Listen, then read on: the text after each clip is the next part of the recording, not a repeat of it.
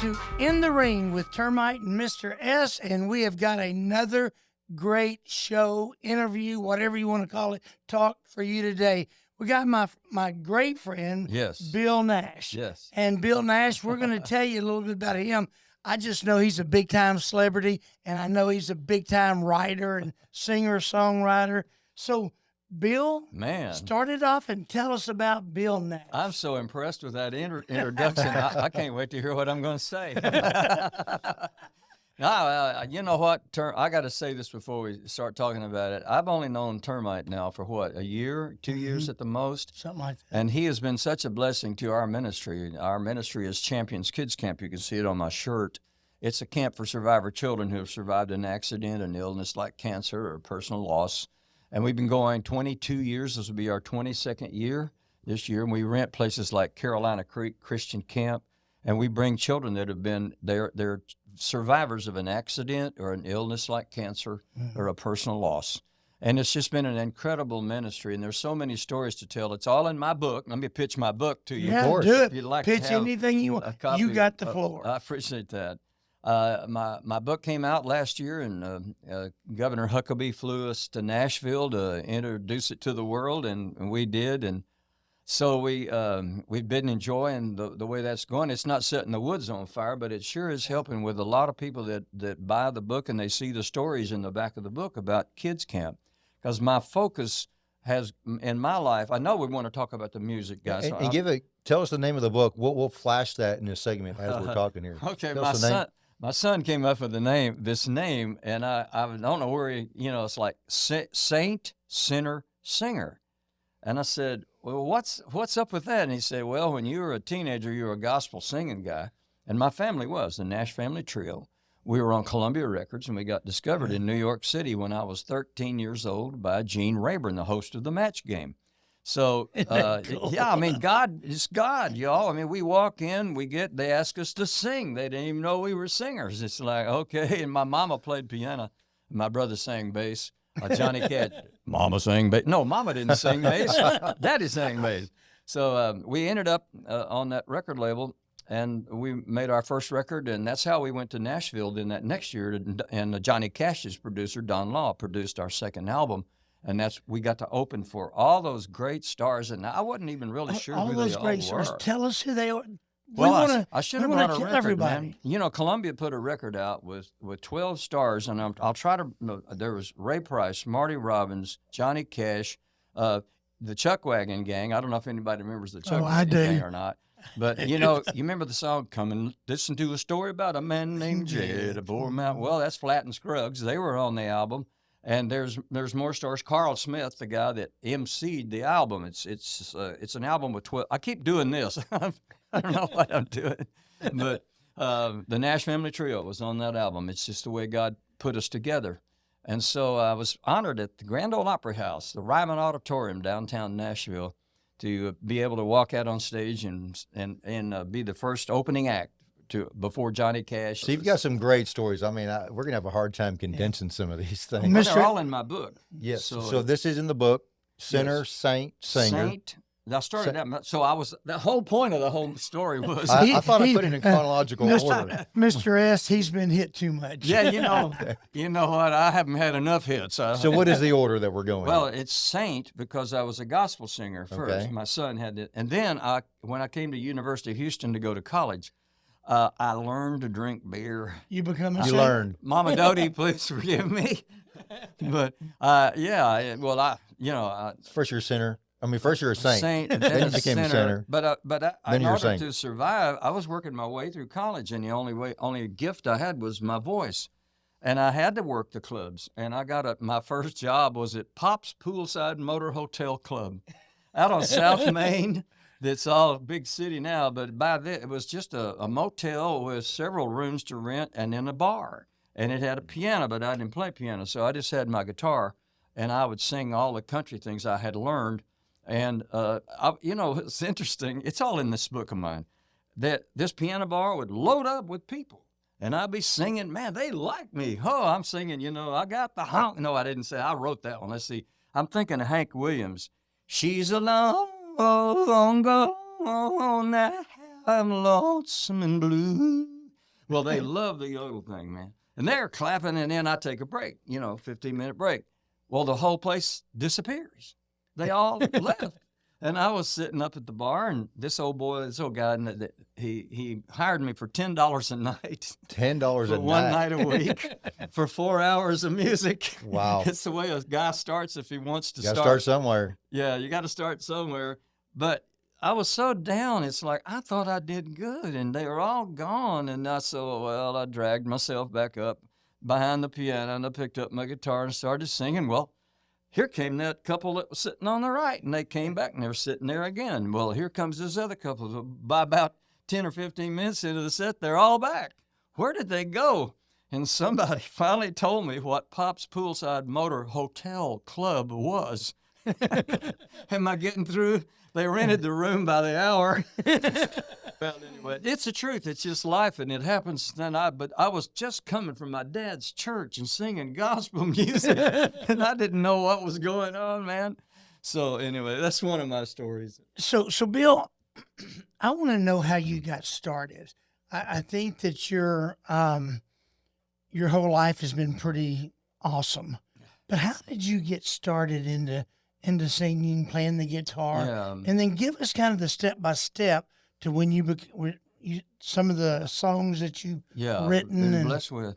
I was in my office at home. My wife just finally organized it all, and it's got a chronological order of how you start here, and then you got this, that, and you come back around, and I got my college diploma up on the wall. I said I'd never use it, but I've learned to speak pretty good English, so I have used it in all my endeavors. But I thank God every morning for bringing me up. 5 years old, my dad was a pastor, but he'd lost his church. We're in San Benito, Texas. From the edge of a cotton field in a shack, my family was living in a shack. I don't know how my mama did it. There was 4 kids of us. And my baby sisters were preschool, and I was in the 2nd grade. And we had an outhouse. That's all we had. We didn't have electric lights. We didn't have heat or air conditioning. We had a butane thing out there that the guy that owned that land farmed it for cotton. And he had a well dug there that he irrigated the crops with. And my daddy rigged up a hose from the well over to the shack and up high enough where we could get under it, turn it on, somehow pump the water and get under it and get wet and then slather up and then go pump some more water in and rinse ourselves. That's how we took a shower. And I thought to myself, from that beginning, only God, with the gift that he gave me of singing, could have taken me from there to the Grand Ole Opry, to New York City, to NBC television, to Los Angeles, where I was co-host of the Steve Allen Show. And Steve Allen was the precursor to the Tonight Show. That's still, you see Saturday Night Live, right. And they're all videoed right there in that same building in New York City in Manhattan. That same building, my mom and my brother and I went there when I was 13 to sing for the Grandmothers Convention. This is how we got our start. So if you're talking to people about wanting to get started in music, you start where you are. Start where you're at. Like when you I start. think that's everything, music or whatever, just start where you're at. Start where you are and don't expect to be there tomorrow. It's going to take a lot of work. I don't know, how much training did you do before a fight? A whole bunch. I mean, running the roads and working out and doing the bag and all these things. Hours and hours every day. Yeah. There's a cost you pay for being the best. There's a price you pay. A price. And a price you pay for not. But anyway, getting started, that was my point. My mama rehearsed us by faith when we didn't have any gigs. And so when we got to where she felt like we could sing good enough, then she would call the local Kiwanis Club. The local, I don't know if a lot of the millennials are not joining these clubs, these civic clubs. And all the different. We've done Rotary. things for all of them. The Rotary. In fact, they flew us in from Nashville to sing at the Rotary for President George Bush 41 was the speaker that night, and U of H brought the choir and their orchestra and asked me to sing. I'm an alum, so it was quite a thrill for me to be able to sing with all of them. But it started with my mama having a dream. The Bible says a man with no dream will perish. And I think it's because they lose hope. A dream will bring hope. And even in a dream, you're going to have successes and you're going to have failures. and you build on those successes, even on the failures. You learn what not to do. Yeah. And, well, that song, they didn't like that much. Well, the thing is, you can have a crowd that likes it and a crowd that don't like it. But Can't please them all. You can't win them all. You just got to do the best you can. Yeah. We started, back to how we started. You go sing for everybody that'll have you. I mean, I've sung in bars. But we sang gospel music in these bars. Yeah. And my aunt had built a bar down the road from my dad's church in Farr, Texas. And when I started singing in the bars, this is one of the main stories in my book. After being the Nash Family Trio and being on network TV and doing the Eddie Arnold TV show and doing this and that and all, then my brother gets drafted. And I come back. I've got to look at things. I got to go back to high school. I need to finish high school. And then I'm going to college. I knew I needed to get out of where I was because I was so far from where there were music outlets. And I needed to work to make money because my dad pastored a very small church in Farr, Texas. And I asked the church, would y'all help me with college? And I'll come home between semesters, and I'll come home whenever you need me really bad on the weekends. It's 350 miles from Farr, Texas to Houston. And there was hardly anything between Houston and Farr compared to what there is now, gas station-wise and all those other things. But they said no, so whatever, okay, that's fine. I have to work my way through. I only knew music. Well, to come from there, and at this time I'm 19 years old, and I'm just thinking about it and praying about it. My aunt, who built this bar, and it's a beautiful bar. Her husband was wealthy and left her a lot of money, and she built this, like the Cheers bar that you see on TV. That's classic style. Yeah, and it was really pretty, and man, she had the top clientele coming there. And she called me. She called me Billy.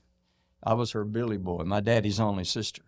She said, Billy boy, would you come out here to the Melody Lounge and just sing He's Got the Whole World in His Hands? My friends are all here. And I said, okay, Aunt Audrey, I'll come. And so I zipped on out there, and my mother went with me. And they had a piano there in that little bar. And we sang, He's Got the Whole World in His Hands. You know that one. And man, the crowd just went crazy. It's like, the applause was, sing another one. Well, I didn't know anything else but gospel music. So we're singing songs. I'm some glad morning when this life is over. I'll fly away, plumb away. So, I did a whole set there for a while, and they had a thing she brought up that I'd never seen before. If you've ever had to make your living in a bar, you'll know what this is. It's a kitty. Yeah. And it's a big old flower vase or a bucket or something. And on it, she drew the picture of a little kitty and put the word kitty and taped it on this paper thing on this bucket. And it was for donations. For if you like Bill's singing, come and put a donation. He's trying to go to college. Well, all those people started putting money in that thing. And it was like crazy. I went home with like $200, and my dad only made $50 a week. Yeah. That was... The light bulb went off. Like, hey, there's something here. Hey, this is good, man. And she said, well, Billy, why don't you, it was summertime, I just graduated high school. Why don't you come out and sing for me on a nightly basis, and we'll put your kitty up there. Well, all right. Mama's saying, yeah, man, let's do it. Well, we did that. Man, we started packing that joint. I think it probably held 100 people, They had a bar area, and then they had the table area and all of that. And it got to where people were waiting in line. The cars were parked up, and we were like unused to that. At church, you thank everybody for coming tonight. Right. At the Melody Loungers, look, can y'all wait and not come every night and just let the other folks come in? It's like, we just built so the church gets wind of it. The deacons called my dad in. They said, Reverend Nash, your son's out there in that, that hellhole, that bar. He's singing, and they're serving beer. Dad said, well, he's trying to make his way through college, and, y'all weren't interested in helping him do it. Well, be that as it may, if you don't get your son out of that bar and your wife is playing piano for him, what? We're going to ask you to leave the church. My dad said, I'm supporting my son no matter what happens. I'm going to cry now. Yeah. And I said, when he walked in there after all that meeting, he was so devastated because they not only stripped him of his pastorship, but that was his livelihood. Wow. And so we had no way to make a living there for a minute. And yet, that old Kitty, lean on Kitty, do I, city, tell me about the boy from New York City and the Kitty. I've messed it all up. I can't tell. It sounds good to me. Well, anyway, you guys, the thing went so well. And I mean, I saved up money to go to my first semester at U of H. And all summer, and then I'd come back in the between semesters, and I would sing. We'd pack the joint out again, and it was just really a great time. And that's where I learned all my country songs. The waitresses took me under their wing. So the gals, I got a blue spiral notebook, and I wanted to sing those Johnny Cash songs. I Walk the Line, you know. So they'd write the words out for me and teach me the tune. I keep a close watch on this heart of mine. And I'm just playing chords because I wasn't very good on the guitar. I was just learning at that time. Go ahead. I was going to say, how'd that lead you into the songwriting? I really want to get that's to that exactly what I wanted to. Well, because you wrote some songs for some pretty big names. I did. Name yeah. a few of those. Well, the biggest one on my wall, I say the biggest, time frames change. You know, when I first met Eddie Arnold, he was the biggest singer in country music in the world. And they asked him to run to be governor of Tennessee. He was so popular. And yet, you know, here comes along, now Eddie Arnold cut 2 of my songs, one on each different RCA album. Mm-hmm. Then here comes Reba McEntire, that after I married now to Kim, she and I co-wrote this song with a guy named Freddie Weller from Paul Revere and the Raiders. You remember that group at all from the 60s? Yeah. I don't remember. Yeah. Yeah, well, you're way too young. You're way too young. But we wrote her song, and there's a lot of things you do. If you want to talk about the songwriting for a second, there's things you learn as you go. Now, there's a line that says, and all the walls. And if I didn't want to blow your mic out, I would give the whole load there. But we wrote it on purpose. We learned how to write and put that right note where her voice, her right sound would ring that note. And that's what comes through the radio and just hits you right here. Yeah, I've had the pleasure of talking to a few songwriters, and some of them approach it from a lyrical standpoint first. Others kind of musically, like what it sounds like you're doing. You're trying to hit this powerful note to grab them. So it sounds like you're a blend of both of those, music and the Well, I've had my moments in writing. The waltz that I wrote that Eddie Arnold cut, I wrote in 5 minutes. But I was used to writing like that, riding down, you know, trailing down the highway and on napkin or whatever paper. Napkin. We wrote well. They Asked About You is the name of the Reba McEntire hit, and you can still Google it on our website, BK Nash for Bill Kim Nash, bknash.com. If you go to the media page and click on that or video, I'm not sure which one it is. bknash.com. bknash.com. You'll see Reba singing our song in a big venue somewhere. The place is packed. And she comes out, and you know what she said, guys? She said, and this is one of my favorite songs. And she sang our song. I went, wow. Thank you, Jesus. I appreciate the favor that he gave us with her. So, you know, what happened was when I would travel and take my band and we were doing some kind of tour things we worked mostly hotels that had showrooms. And when I would need a new song that I wanted, now I couldn't find the one that's already written and cut, with the same tempo and the same words that it's want to say, I started trying to write. And that's how it was. And so when you just didn't cut it, like, I got to fix this. No, I can fix this. Well, you write stuff down and not realize your own self. If you know, and this is some neophyte writer advice, is that just because you can rhyme doesn't mean that it's good. It just means it only means you can rhyme. So you got to get into the heart. My wife is a deep thinker. Those words, like we came up on the Reba thing, I don't know where we are on time. You and Kim wrote, and this was, so y'all did quite a few songs together. Yeah, moving Was she with forward. you in the early days? She never was the early days. I'm 16 years older than my wife. Okay. And I want to just make a comment. If you're listening, Kim, you stepped up in the world when you met her. You know what? God sent her to me, just like Cindy to you. That's right. You know, a good woman. They say that about it, but I found out that's really the real thing. Without Kim, I wouldn't have those great songs. And plus, I was already coming to the inspiration point where, for you. Man, I was 35 and she was 19. Her dad wasn't thrilled, but her mama liked me. So That's how So I it got worked in. out. It worked out, but she liked me. So how many #1 songs have you? Well, Reba's the closest to it. Actually, she was #5 on the single chart, but #1 on the album. Okay. So the album went #1 in 6 weeks, and that's the biggest we've had. The other songs have been, well, even the closest, as far, well, my own personal career, when I sang, you know, the Kris Kristofferson story. Mm-hmm. So Kris was the janitor at Columbia Studios when I met him, and he had written a song called "For the Good Times" and couldn't get anybody to cut it. And he was a janitor at Columbia Studios to stay alive and living in a condemned building. And I didn't even know all this when they introduced me to him. But I loved the song, and I liked the lines that came in. And there's no need to watch the bridges that were burning. I mean, that's like an oxymoron almost. It's like no need to watch. But you get these burning bridges things about, let's don't burn any bridges and all that. But he had a positive take on a negative thing. And it just sent goosebumps down my spine. And I said, Kris, I love it, man. I want to cut it. And his reaction, the great Shakespeare of country music now, you're kidding, really? You want to cut my song? And I said, yeah, tomorrow we're going to cut it at Columbia Studios right across the street from 16th Avenue. Kris Kristofferson's song. Kris Kristofferson. He said, can I come to the session? Can you imagine how many sessions he would have had to have gone to now? With did you know that song's been recorded over 200 and something times? And I did it that day. And here's what happened. It was in the 30s in the charts. It was heading up, had a pick to hit. Every single I've ever released has had a pick to hit. And for some reason or other, the business side of it, with not enough money from the label to promote it, and there's so much politics in it. But there's a line in For the Good Times that says, hold your warm and tender body close to mine. And in country music, I don't even in pop music, nobody had ever really talked about the body.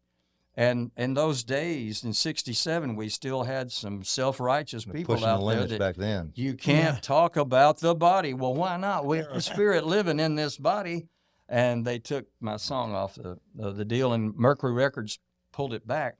But the next session I went, I said to Kris, I'm finishing the story on Kris. He would come see me, and we'd go have lunch together, and Jerry Kennedy, my producer, and I, and we'd have a great time. Loved the guy, still do. And I said, Kris, I need another song from you, man. And he said, well, you know how he talks. Kris got that little voice like that. He said, Bill, I about ruined your career with that first one. Speaking of For the Good Times. I said, no, man, hey, I need another one from you. So he said, well, I got one I need to finish. I said, well, what will it take? He said, well, I got to get real drunk to write it. I'm sorry. This is a real This story. is inspiration. Yeah, man. Right. So I said, well, what would that take? He said, a 6-pack of beer. Well, how much is that? Give me $3. Well, in those days, you could do it. I gave him $3. And it was 10 o'clock in the morning on Music Row, 16th Avenue South, across the street from what is now Sony. And he walked from there. He didn't have a car. To downtown where Tootsie's and the Opry are and 2nd Avenue and all those things go on. And he sat there in the alley, sat on the cement, and finished this song. Now, I'm going to sing the first line of it, and you tell me what it is. Okay. Take the ribbon from your hair, shake it loose and let it Classic. fall. He wrote that. Lay it soft upon my skin, like the shadows on the wall. Come and lay down by my side till the early morning light. All I'm taking is your time. Help me make it through the night. That's it. So he wrote that with a help from you, with a case of beer I'm sorry, Lord. in an alley on the ground. On the ground. Okay. Hey, can I say this? You know what? And I'll get into a whole bag of worms with this. But as I've studied the Bible, even one of the large religions came out with it. It's not a sin to have a drink. The sin is the drunkenness. And if you allow yourself to overdo, it's like if you don't, moderation in all things is what the Lord said. Because I'm going to catch flack from the church no matter what I do. And I just want all you guys to know you're not going to hell because you had a drink. That's right. But please, just ask the Lord to keep you from getting drunk because you do such stupid things. You know yourself. No, we're brothers in that. Yeah. I've had my head out of the car window making sure I could see the white line to drive home. I said, I can't walk. I'm too drunk. I got to drive. So that was the... That was our So- deal, Mr. Right. So, Bill, I've got to hear the story before we close. I know we're getting short on Yeah, time. we're short on time, Mr. but I'd S, like to but- wrap it up on. Go ahead. I want to wrap it up on the song. What inspired you to write In God. In God We Still Trust? Probably one of the most well-known. I think it was It number is. one for a while. Well, Patriotic when it songs. came out, came out on the internet where they didn't pay you for it and all of that, but it went worldwide. It was what do you call those things that go on the internet? Like viral? A viral. It Yeah. went viral 3 times, and even my songwriting partner in And that was Nashville, Diamond Rio that recorded that, right? Diamond Rio cut it on their greatest hits. It's an RCA recording, the first one. And then when they moved to a Christian label, they went to Word Records, which is also a huge major label. They re-recorded it. I don't know if you guys know this, but most contracts say when you leave a label, you cannot re-record those songs for 5 years. I didn't know that. And all that. It's a stipulation. So, but they did. I don't know how they got permission to do it, but they probably did. Those are some great guys. I just appreciate Diamond Rio so very much. Well, so here's what happened. We were writing for a guy he had a project going, and we were writing the songs for it. And he said, we ought to put something that's patriotic in there. So, okay. So he came over to the house one day, and we're kicking around ideas, what's some of the sayings we have? One nation under God. Oh, let's write. Trying to catch all the cliches. All see the if you can- cliches. Thank you, Mr. S. That's exactly what we were looking for. Well, my wife or one of us said, in God, we look at the dollar bill. It says, in God we trust. And Kim speaks up, my deep thinker.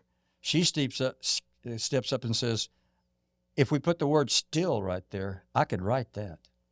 In God we still trust. And we all went that you get. There it is. Yeah. Man, I There see it what. is. So I'm going to tell you what. I'm going to give the credit to the real person, and that's my wife. And I'm not just saying that for brownie points for my wife. I'm going to tell you, without her brains and her ability, the songwriting ability God gives her, she wrestles an idea all the way to the ground. Well, I get the inspiration, da da da da da, and I bring it in, and she and I wrestle it to the ground. Kim would be playing, and if y'all ever heard her play, it's not she. Honey, I love your playing. Although, it is loud. That's the whole thing to say about your playing. That's the best compliment I have for it.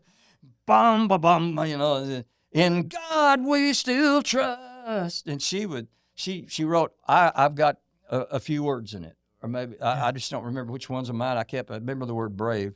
And so far, it was the number one requested song on military radio for the last 3 years. The number one song, and it's right there with God Bless the USA.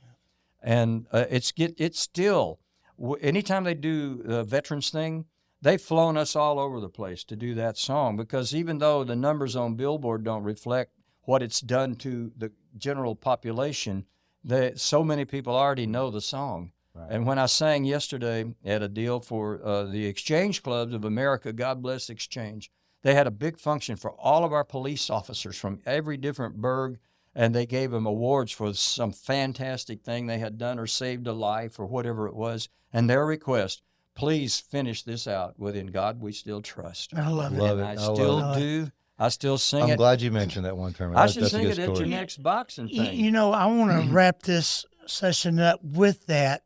We still need to trust in God. In God, we still trust. I love that saying right there. To wrap it up, what piece of advice would you give some listener that wants to make it in the music In the music business? Yeah. What would you say to that one person? It can be a hard road to hoe if you're just trying to be a star, but if you'll look at music like something that will enhance your business, your relationship with people around you, music is the universal language. And if you really have it, you need to get somebody to listen to you to see where you are, and get professional teachers is the best. Although these family groups, they teach their kids from when they're just little kids how to play. But I would say to do your best to get the best teaching you can. If you can't afford it, just at least figure out a way to get a guitar or a piano. That's harder. Keyboard's a little cheaper. You can do that. Yeah, well, they are now. The electrics are a lot easier too. And practice. It's practice. How much would you have stressed that for a boxer? And over Get and over. out there every day and hit it. And remember, there's 2 words in show business: there's show and there's business.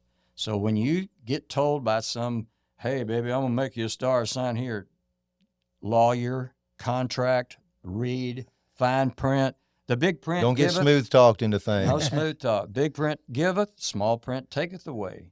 And so but work. The main thing is, don't be hung up when you first start on how much they're going to pay you. You're paying them, yes, but you're paying yourself more because you're going to learn something, and people will come up to you, and they for a long, long time they would say, "Can I give you a critique?"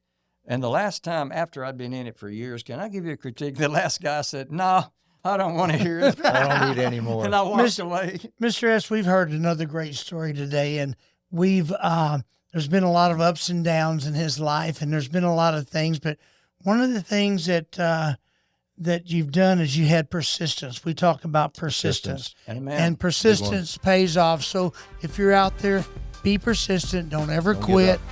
And go after it. And we'll close it with this. We'll do our regular old thing. I like his talent with people trying to smooth talk you into deals on the business side. Yeah. Keep your guard up on that one. You got to keep your guard up. See you guys later. All right.